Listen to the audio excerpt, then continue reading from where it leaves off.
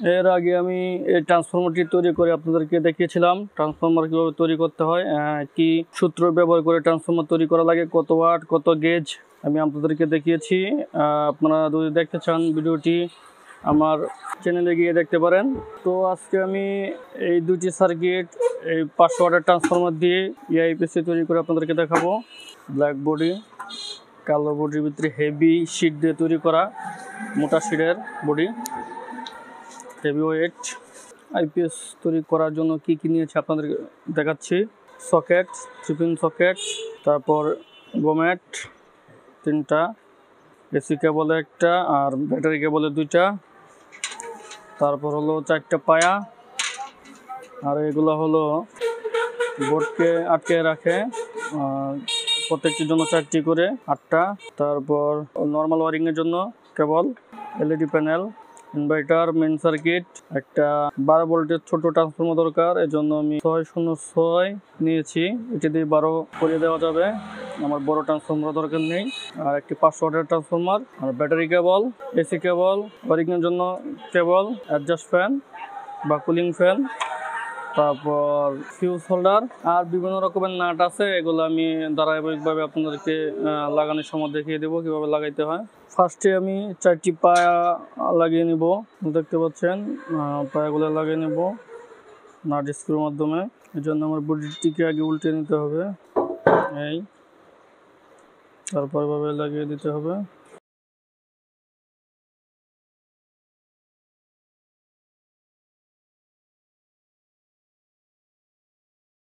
চারটি পায়া লাগিয়ে নিয়ে টাইট দিয়ে নিয়েছি।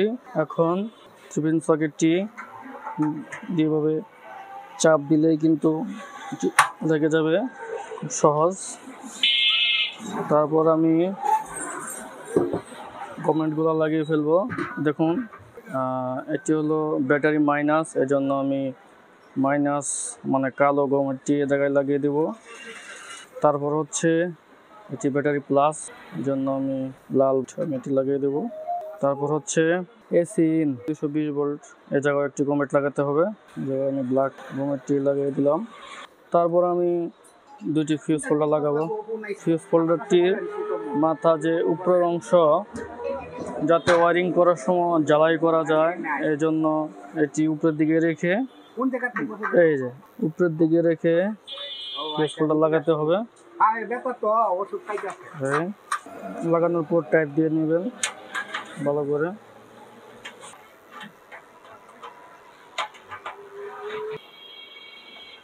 একা একা ভিডিও করার জন্য দেখাতে অসুবিধা হচ্ছে, মানে দেখতে পাচ্ছেন না বা আমি দেখাতে পাচ্ছি না। তারপরে যে কুলিং ফ্যানটি দেখছেন এটি লাগিয়ে নিব। কুলিং ফ্যানের এই সাইডটি বাহির দিকে লাগাবেন, আর যাতে ফ্যান বাতাসটা বাইরে বের করে নিতে পারে, এভাবে লাগিয়ে নেবেন। ফ্রম বডিতে যে চারিয়াটি সেটি লাগিয়ে নিয়েছি। আর এখন সুইচ লাগাবো। সুইচ লাগানোর পূর্বে ডাইরেক্ট সুইচ কিন্তু লাগানো যাবে না, যে নাটে মিলে না, এই জন্য এই প্লাস্টিকটির সাহায্যে লাগাইতে হবে। আগে সুইচটিকে এনে নাট দিয়ে লাগাতে হবে, তারপর এই প্লাস্টিকের ফ্রেমটিকে এই জায়গায় লাগাতে হবে। আমি আগে সুইচটিকে জায়গায় লাগাচ্ছি। সুইচটা লাগিয়ে নিব। সুইচটা উপরের সাইডে কানেক্টরগুলো রাখতে হবে, নাটগুলো লাগিয়ে তারপরে ক্যাপটা ওই সাইডে লাগাইতে হবে।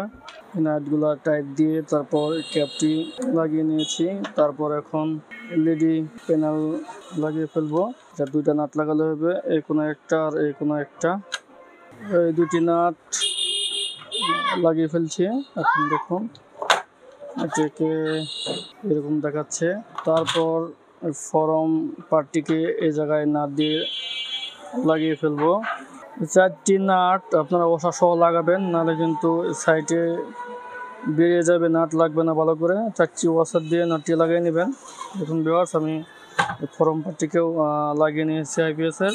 তার পরবর্তী স্টেপ হলো আমি এখন ট্রান্সফরমারের মাপ দিব, সার্কিটের মাপ দিব, দিয়ে দাগ দিয়ে তারপর ফুটা করব। ফুটা করে এগুলা ফিটিং করে ফেলবো।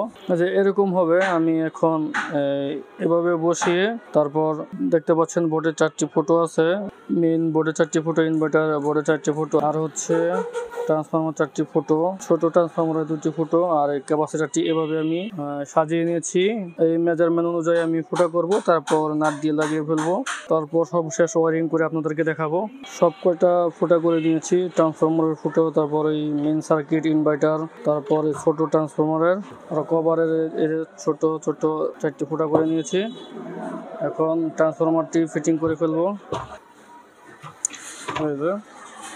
ট্রান্সফরমারটি এভাবে বসবে, একে একে সব ফিটিং করে আপনাদেরকে দেখাবো। তারপর ছোট ট্রান্সফরমারটি সাইডে এভাবে বসবে, তারপর মেইন সার্কিটটি, তারপর ইনভার্টার সার্কিটটি।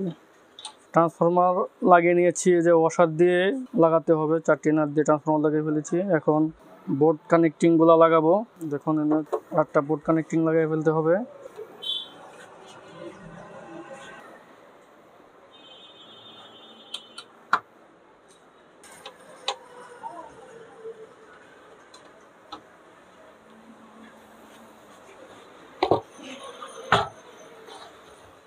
বোর্ডগুলো চাপ দিলেই লক হয়ে যাবে, আমি চাপ দিচ্ছি না।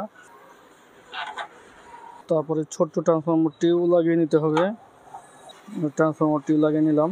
ট্রান্সফরমারের যে 4টি তার আছে, কোনটি একত্র জুড়তে হবে, আর কোনটি ইনভার্টারের সাথে লাগাতে হবে, আর কোনটি ব্যাটারি কেবলের সাথে লাগাতে হবে, এটি আমি আপনাদেরকে দেখাচ্ছি। মিটারে কন্টিনেন্টাল বা বাজাজ মোডে গিয়ে দেখুন, বিহার শব্দ পাচ্ছেন আপনারা, দেখতে হবে কোনটির সাথে কোনটি শব্দ করে আগে। দেখুন এটি দেখাচ্ছে মিটারে কানেকশন পাইছে, মানে এটি এই দুটি হলো 12 ভোল্ট আর এই দুটি 12 ভোল্ট, এই দুটি 12 ভোল্ট আর এই দুটি 12 ভোল্ট। তো এই 12 ভোল্টের এই প্রান্তর সাথে এই 12 ভোল্টের এই প্রান্ত একত্র জুড়ে নিব, আর এটি একটি 8 ফর্মুলা দিব, আর ওই তারটি 8 ফর্মুলা দিব। এই দুটি ওয়্যার কেটে নিয়ে তারপর ইনসুলেশন সিলে নিয়েছি, এটিও সিলে নিয়েছি, এটিও। আর এই দুটি এখন মুড়িয়ে ফেলবো, মুড়িয়ে নিয়েছি। তারপর হিটসিংয়ের এই প্রান্তে একটা দাগ দিয়েছি, এটি নাট দিয়ে লাগিয়ে ফেলবো। এই সাইডে অপর হিটসিংয়ের এই জায়গাও একটি এই যে গোল দাগ দিয়ে নিয়েছি, এটি ফুটা করে। তারপরে দুটি তার এই জায়গায় নাট দিয়ে আটকে ফেলবো। দেখা যাচ্ছে GND গ্র্যান্ড। আমি এই গ্র্যান্ড এই মাথারটি সবার সাইডে হলো গ্র্যান্ড, এটি আমি উল্টিয়ে তারপর এই যে ইনভার্টারের যে গ্র্যান্ড আছে এটি লাগিয়ে দিব। তারপরে আছে হাজ, তারপর আছে সিন। এই তারটি জাস্ট সেম উল্টিয়ে এই সাইডে লাগিয়ে দিলেই হবে। তারপর আমি আপনাদেরকে দেখাচ্ছি।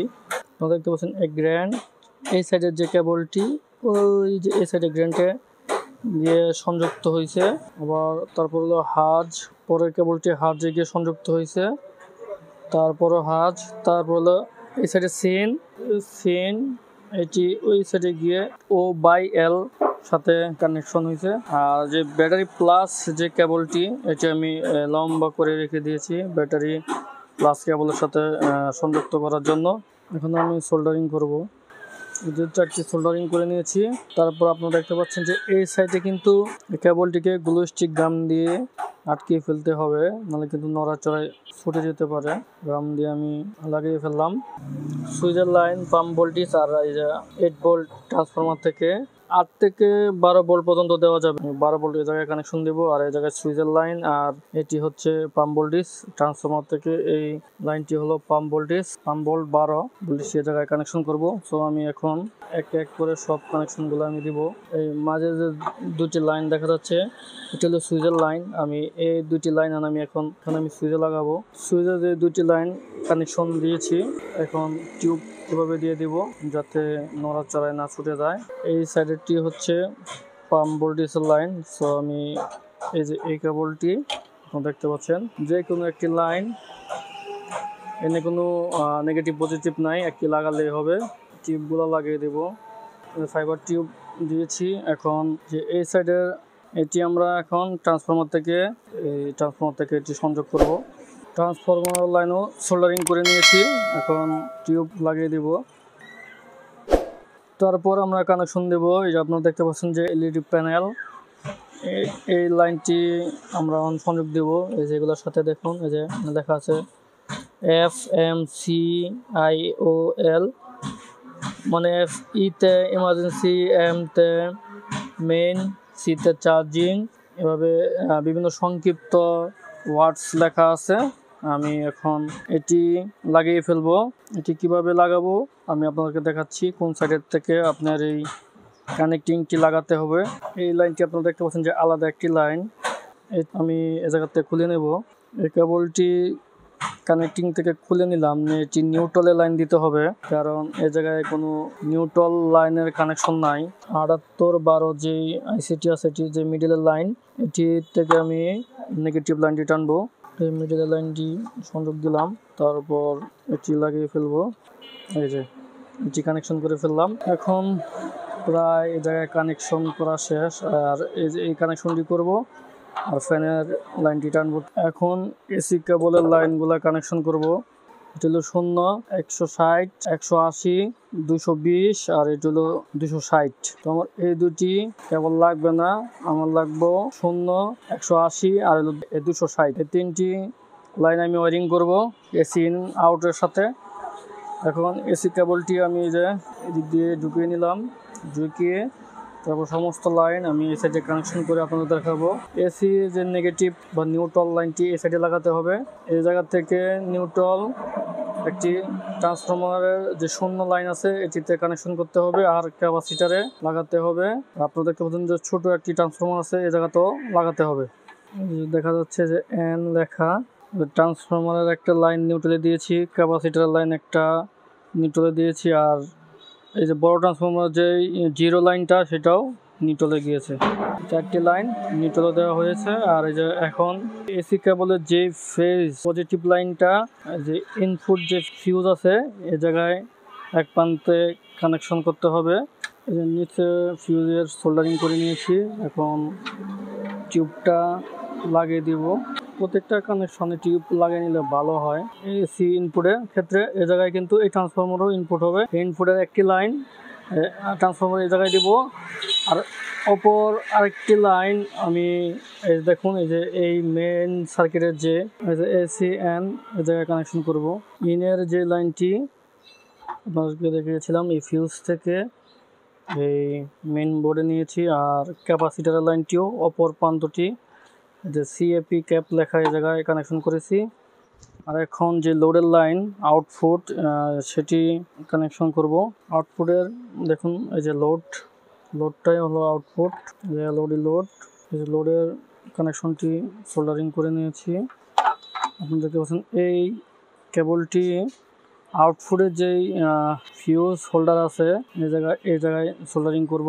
এখন আউটপুটের ফিউজের হোল্ডারের সাথে কানেকশন করে টিউব লাগিয়ে নিয়েছি। উপরে যে কানেকশনটি এটি পিন সকেটে আউটপুটে এই জায়গায় কানেকশন করে দিব এই কেবল দিয়ে। যে এই প্রান্তটি এই সাইডে লাগিয়ে নিয়েছি সোল্ডার করে। এখন অপর প্রান্তটি লাইন বা ফেজ এটার সাথে এই জায়গায় সোল্ডারিং করে দেব। এটি সোল্ডারিং করে নিয়েছি, এরপর টিউব লাগিয়ে নিব।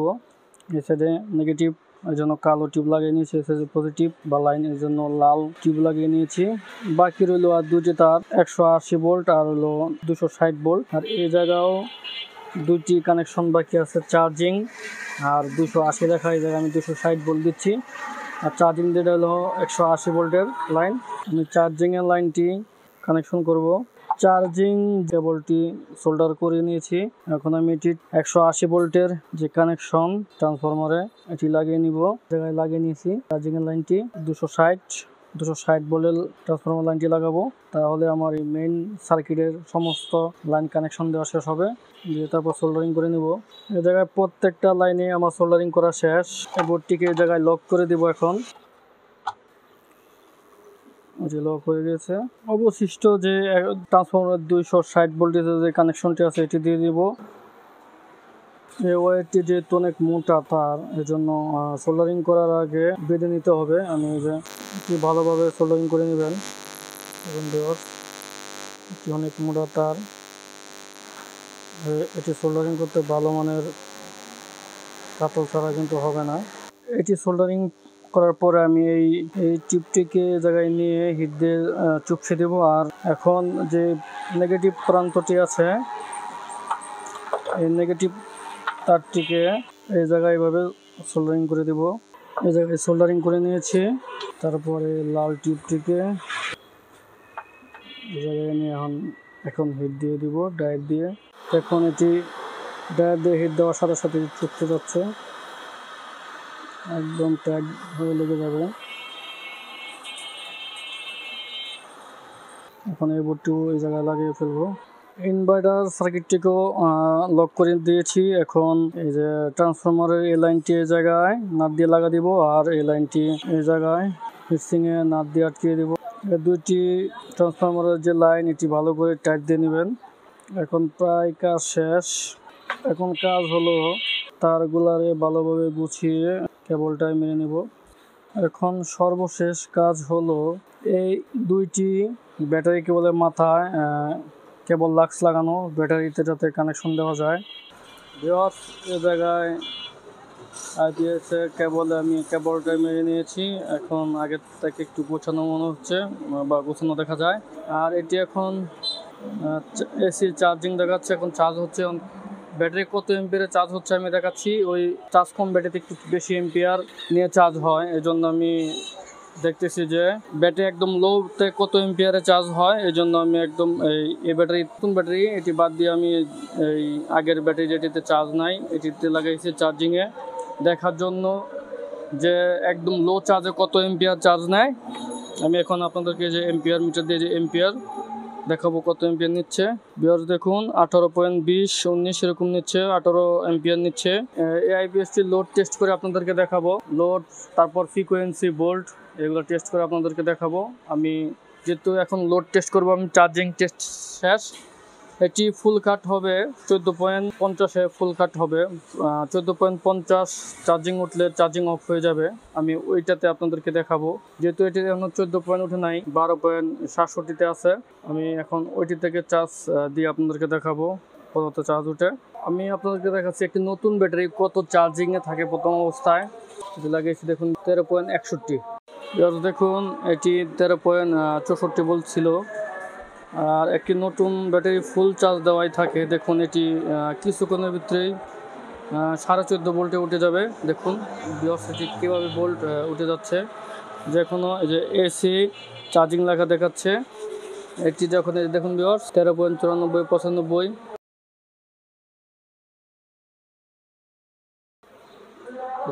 এই যে এখন ফুল চার্জ দেখাচ্ছে। এই যে এসি এফসি মানে এসি ফুল চার্জ।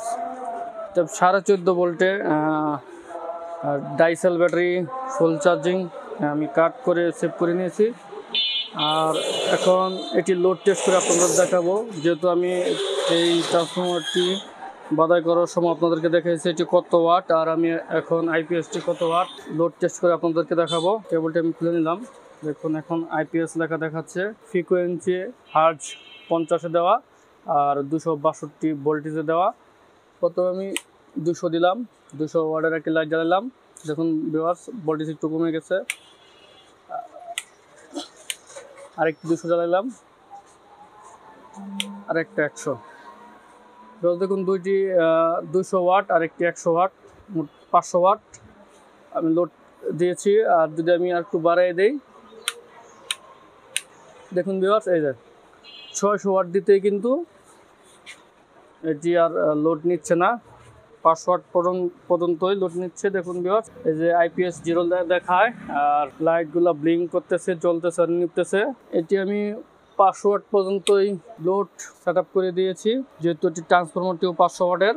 এই আইপিএস তৈরি করার সময় যদি কোনো কিছু বলা মিসিং থাকে বা আপনাদের জানার দরকার থাকে, আমাকে কমেন্টের মাধ্যমে জানিয়ে দিবেন।